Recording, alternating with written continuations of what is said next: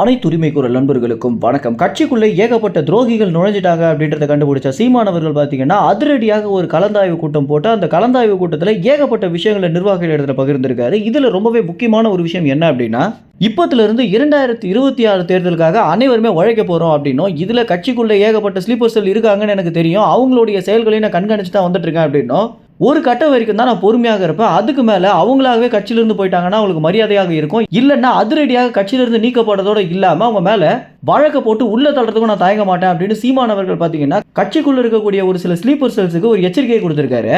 யார் இந்த ஸ்லீப்பர் செல் அப்படின்னு பார்க்கும்போது, நாம் தமிழ் கட்சியில் பார்த்தீங்கன்னா நாள்தோறும் உறுப்பினர் சேர்க்கை முகாம் நடந்துட்டு தான் வந்துட்டு இருக்கு. இந்த வகையில் ஒரு நாளைக்கு சென்னையில் மட்டும் 100க்கும் மேற்பட்டோர் கட்சியில் இணைந்த வண்ணம் இருந்துட்டு இருக்காங்க. இவங்கெல்லாம் பார்த்தீங்கன்னா வேற ஒரு கட்சியுடைய நபர்கள் அப்படின்னும், கட்சிக்குள்ள என்னென்ன விஷயங்கள் நடக்குது, உதாரணத்திற்கு என்னென்ன மாநாடு போறாங்க, அடுத்து எந்த விஷயத்திற்காக போராட போறாங்க, எந்த இடத்துல போராட போறாங்க அப்படின்ற எல்லா தகவல்களையுமே சேகரித்து அவங்களுடைய உண்மையான கட்சி நபர்களுக்கு கொடுக்கணும் அப்படின்ற ஒரு காரணத்தினாலேயே இவங்க வேலை செஞ்சுட்டு வந்துட்டு இருக்காங்க. இதனுடைய வெளிப்பாடு தான் கடந்த எல்லா பொதுக்கூட்டங்கள்லையும் நிறைய பிரச்சனைகள் வர்றதும், அவங்க எந்தெந்த இடத்துல போராட போறாங்க அப்படின்னு காவலர்கள் முன்கூட்டியே வந்து தடுத்து நிறுத்துறதும் அப்படின்னு தொடர்ச்சியாகவே நாம் தமிழ் கட்சிக்கு ஒரு பேரடியாகவே இருந்துட்டு இருக்கு.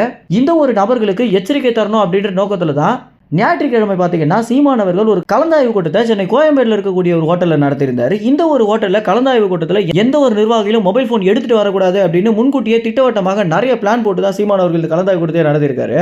இப்பத்திலிருந்து 26 தேர்தலுக்காக நாம் தமிழ் கட்சி ஆயிராது உழைக்க போறாங்க அப்படின்ற ஒரு தகவல் கிடைச்சிருக்கு. இதுல பல விஷயங்கள் நேரடியாகவே திமுகவையும் பாஜகவையும் எதிர்த்து தான் இருக்க போகுது அப்படின்னு சீமானவர்கள் நேரடியாகவே சொல்லியிருக்காரு. சீமானுடைய இந்த ஒரு அதிரடி நடவடிக்கை குறித்து என்ன நினைக்கிறீங்க அப்படின்றத உங்க கமெண்ட்ஸ்ல தெரிவிங்க. நன்றி, வணக்கம்.